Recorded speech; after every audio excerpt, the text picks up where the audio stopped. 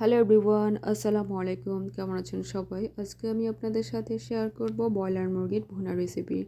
এই রেসিপিটা খুবই সহজ আর খুব সহজ টেকনিক আপনাদের সাথে আমি শেয়ার করব। আর কতটা যত সহজে ঝটপট রান্না করা যায়। চলুন, প্রথমত আমি মুরগিটাকে বড় বড় পিস করে কেটে রেখেছি।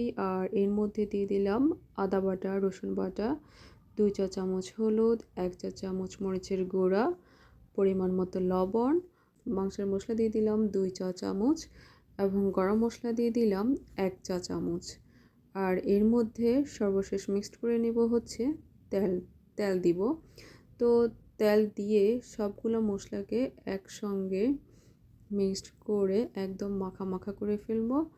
আর অর্থাৎ যাতে মাংসের ভিতরে যাতে মশলাগুলো এক মানে এমনভাবে মিক্সড করতে হবে যেমন ম্যারিনেট করলে যেরকম ম্যারিনেট করার ব্যাপারটা হচ্ছে যে 30 মিনিট থেকে 25 থেকে 30 মিনিট ম্যারিনেট করে রাখলে কিন্তু মশলাগুলো মাংসের ভিতরে ভিতরে ঢুকে যায়। যেহেতু স্বল্প সময়ের মধ্যে কিভাবে মাংস রান্না করতে হয় সেই রেসিপিটা যেহেতু আপনাদের সাথে আমি শেয়ার করছি, আমিও ঠিক শর্টকাট উপায়ে আমিও এই রেসিপিটা সেভাবে দেখানোর চেষ্টা করছি। তো এটা এমনভাবে মাখানো হচ্ছে যাতে মশলাগুলো এটার ভিতরে ঢুকে যায়। আর আমি কোনো ধরনের আস্ত মশলা ব্যবহার করি না, কারণ হচ্ছে আমরা সব সময় হোমমেড মশলা ব্যবহার করি আমাদের নিজস্ব তৈরিতে। তো এখানে সব ধরনের ইনগ্রেডিয়েন্টস থাকে। আর হচ্ছে আর এখানে অল্প একটু পানি দিয়ে দিলাম। আর এই পানিটা দিয়ে এই এতটুকু পানি দিয়ে হচ্ছে চুলার উপর বসিয়ে দিব। আর এর মধ্যে দিয়ে দিলাম পেঁয়াজ কাটা এবং পেঁয়াজগুলো একটু বড় বড় করে কেটে রেখেছি।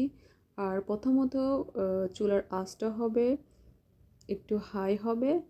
আর যখন পানি বেড়ে আমরা যখন চুলার উপর যখন মুরগিটা দিই, যতটুকু পরিমাণ আমি এখানে পানি ব্যবহার করেছি, কিন্তু মুরগিটা যখন দিব ঠিক তখনই এটার মধ্যে যে বাড়তি যে পানিটুকু আসবে এটা কিন্তু উঠে আসবে।